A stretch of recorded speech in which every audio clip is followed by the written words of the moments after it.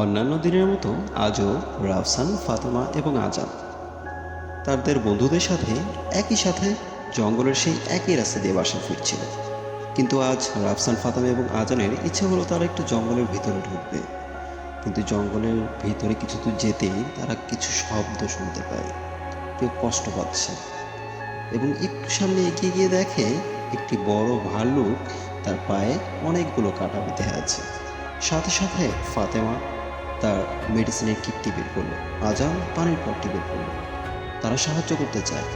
তারা সাথে সাথে সেই ভালুকটির পায়ের কাঁটাগুলো বের করে দিয়ে তার সাথে সাথে হাঁটতে শুরু করলো। এরপর সেই ভালুকটিও বুঝে গেল যে এরা তো আমার শত্রু নয়, এরা আমার বন্ধু।